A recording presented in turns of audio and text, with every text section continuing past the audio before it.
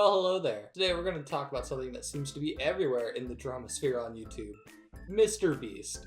Now, for those of you who don't know, MrBeast has been in a really large controversy for the past year, and that whole thing seems to be just a giant jarbled mess with apparently the main person leading the allegations to be just a former disgruntled employee.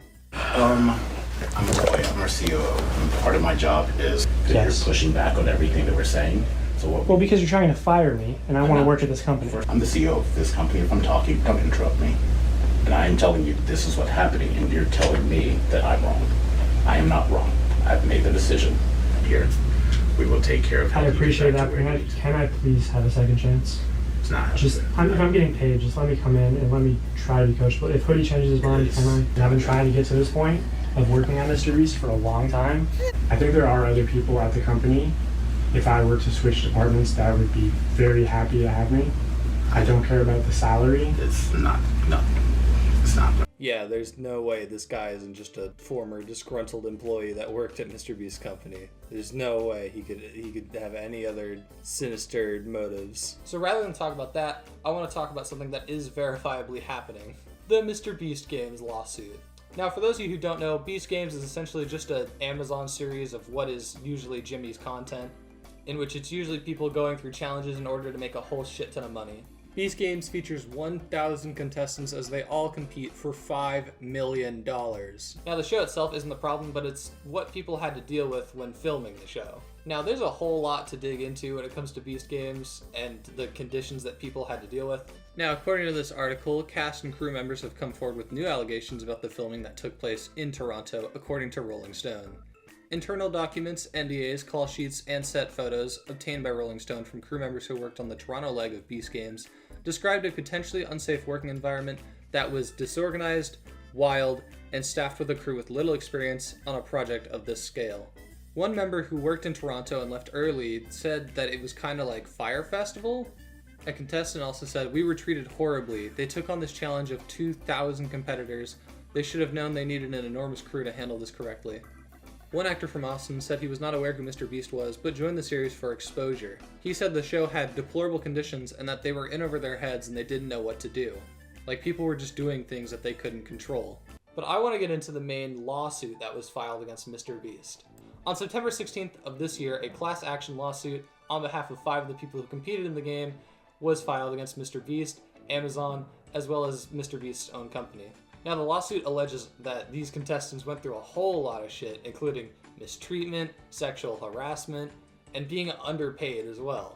One claim made in the lawsuit actually was that these contestants were lied to about how many people were competing. They were only told that there was 1,000 people, when in reality it's twice as much. Now, the plaintiffs on the lawsuit aren't actually named, they're just simply named contestant 1, 2, 3, 4, and 5, and all we know is that they're all US citizens.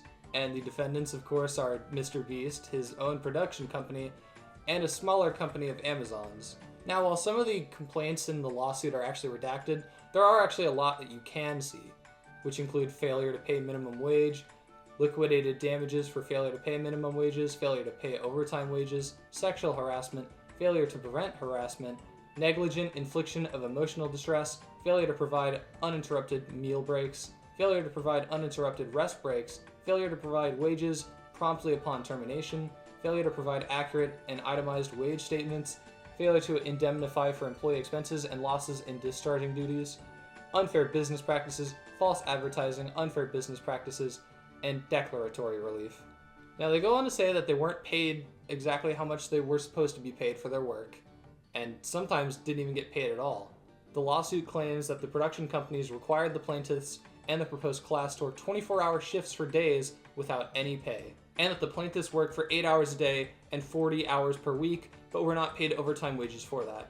They've also gone on to say they haven't received promised prizes and compensation money. Now, as for the sexual harassment, a number of claims have been made against the production company. Now, according to the article, it says that the work set fostered a culture of misogyny and sexism, which created a hostile work environment for the women, and they then go on to say that this wasn't only noticed, but allowed.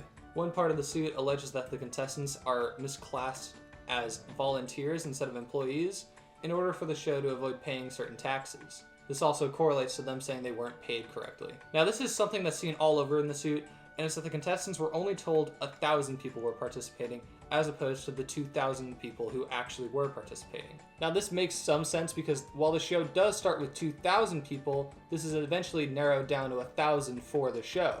However, even then, it still does kind of mislead the contestants into what their actual chances of winning were told. Now, the contestants say that they didn't receive an adequate amount of food or medical care throughout the course of the show, despite many participants facing injuries. Multiple contestants described one of the meals as including a tiny portion of cold oatmeal, one hard-boiled egg, and a few pieces of raw vegetables.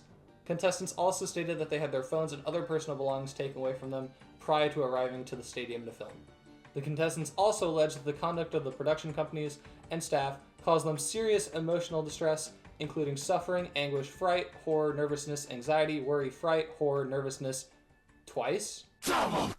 Anxiety, worry, shock, humiliation, and or shame. Now, I do want to say, obviously, none of this stuff is set in stone.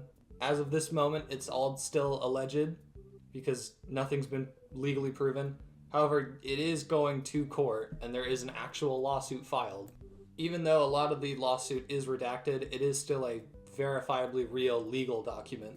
So while all the claims are alleged, it is still an ongoing legal battle.